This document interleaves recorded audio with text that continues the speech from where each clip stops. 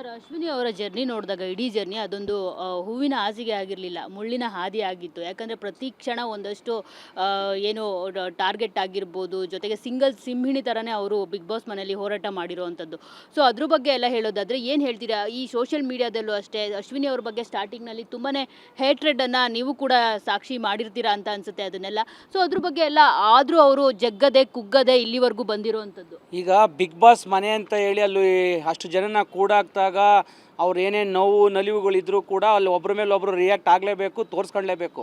ಅಂಥದ್ದನ್ನೇ ನಾವು ಹೇಳ್ತಿರೋವಂಥದ್ದು. ಅಶ್ವಿನಿ ಗೌಡ್ರಿಗೆ ಏನೇನೆಲ್ಲ ಅನಿಸುತ್ತೆ ಅದೆಲ್ಲವೂ ಕೂಡ ನೈಜವಾಗಿ ನಡೆದಂಥದ್ದು.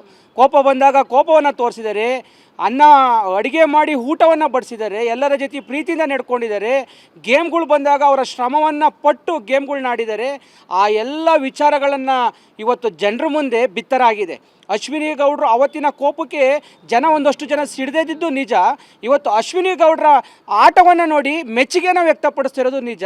ಅವತ್ತು ವಿಲನ್ ಆಗಿ ಕಂಡಂಥ ಅಶ್ವಿನಿ ಗೌಡರು ಇವತ್ತು ಬಿಗ್ ಬಾಸ್ನ TRP ಸ್ಟಾರ್ ಅಂತ ಹೇಳಿ ಕೊಟ್ಟಿದ್ದೀವಿ ನಾವೆಲ್ಲ. ಅವರು TRP ಸ್ಟಾರ್ ಆಗಿ ಇವತ್ತು ಇಡೀ ರಾಜ್ಯದ ಜನ, ಇಡೀ ದೇಶದ ಜನ ನೋಡ್ತಿದ್ದಾರೆ ಅವ್ರನ್ನ. ಸರ್ ನೀವು ನೋಡಿರ್ತೀರ ಅವ್ರನ್ನ ತುಂಬಾ. ಸೊ ಹೊರಗಡೆನೂ ಕೂಡ ಅಶ್ವಿನಿ ಅವರು ಅದೇ ಥರ ಇರ್ತಿದ್ರ? ಲೈಕ್ ಯಾವತ್ತು ಏನೇ ಬಂದರೂ ಅವರು ಅದನ್ನು ಲೀಡ್ ಮಾಡೋದಕ್ಕೆ ನೋಡ್ತಿದ್ರೆ ಹೊರತು ಅವ್ರು ಯಾವತ್ತೂ ಹಿಂದೆ ಸರಿದವರು ಅಂತವ್ರಲ್ಲ. ಸೊ ಏನು ಹೇಳ್ತೀರಿ ಅಶ್ವಿನಿ ಅವರ ಒಂದು ವ್ಯಕ್ತಿತ್ವದ ಬಗ್ಗೆ? ನಾವು ತುಂಬ ಹತ್ರದಿಂದ ನೋಡಿದ್ದೀವಿ ಅವ್ರನ್ನ. ಇವತ್ತು ಬಿಗ್ ಬಾಸಲ್ಲಿ ಹೆಂಗಿದ್ರು ಅವತ್ತು ಹಿಂದೆನೂ ಹಂಗೆ ಇದ್ದರು. ಮೊದಲನೇ ದಿನ ಬಿಗ್ ಬಾಸ್ಗೆ ಹೋದಾಗಲ ಮೊದಲನೇ ದಿನವೇ ರಾಜ ಮಾತೆ ಅಂತಲೇ ಅನ್ಸ್ಕೊಂಡ್ರು. ಈಗ ಫೈನಲಲ್ಲೂ ಅಷ್ಟೇ, ಅವರು ಆಚೆ ಬಂದರೂ ಅಷ್ಟೇ ಅವ್ರು ರಾಜ ಮಾತೆನೇ, ಯಾವಾಗಲೂ ರಾಜ ಮಾತೆನೇ. ನಮ್ಮ ಒಟ್ಟು ಅಶ್ವಿನಿ ಗೌಡ್ರಿಗೆ. ಸರ್ ನೀವೇನು ಹೇಳ್ತೀರಿ? ಅವ್ರ ಆಟದ ವೈಖರಿ ನೋಡಿದಾಗ ಪ್ರಾರಂಭದಲ್ಲಿ ನೀವು ಹೇಳ್ದಂಗೆ ಸತ್ಯ, ಅದು ಒಂದಷ್ಟು ನೆಗೆಟಿವಿಟಿ ಆಯಿತು. ಅದಾದ ನಂತರ ಬಿದ್ದಾಗ್ಲಲ್ವ ಮೇಡಮ್ ಮೇಲೆದೊಳಕ್ಕಾಗೋದು, ಬೀಳದೆ ಯಾವ ವ್ಯಕ್ತಿ ಮೇಲೆದೊಳ್ತಾನೆ. ಅದೇ ರೀತಿ ಅಶ್ವಿನಿ ಅವರು ತುಂಬ ಚೆನ್ನಾಗಿ ಆಟ ಆಡ್ಕೊಂಡು ಬರ್ತಾ ಇದ್ದಾರೆ.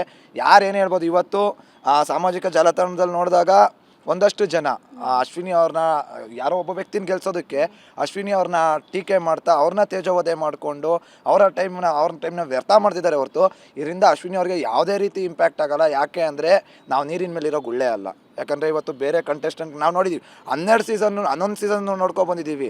ಏನು ಪ್ರಥಮ ಅವ್ರಿಗೆ ಇಲ್ಲದೆ ಇದ್ದಿದ್ದು ಫ್ಯಾನ್ ಬೇಸಾ ಅಥವಾ ಹನುಮಂತ ಅವ್ರಿಗೆ ಇಲ್ಲದೆ ಇದ್ದಿದ್ದು ಫ್ಯಾನ್ ಬೇಸಾ? ಎಲ್ಲ ಫ್ಯಾನ್ ಬೇಸ್ಗಳನ್ನೂ ನೋಡ್ಕೊಂಡು ಬಂದಿದ್ದೀವಿ. ಏನಾಗಿದ್ದಾರೆ ಅವ್ರು ಇವತ್ತೆಲ್ಲ? ಯಾರು ತಿರುಗಿ ನೋಡ್ತಾರೆ ಅವ್ರನ್ನ? ಸೇಮ್ ಅದೇ ಪರಿಸ್ಥಿತಿ ಇವ್ರದ್ದು.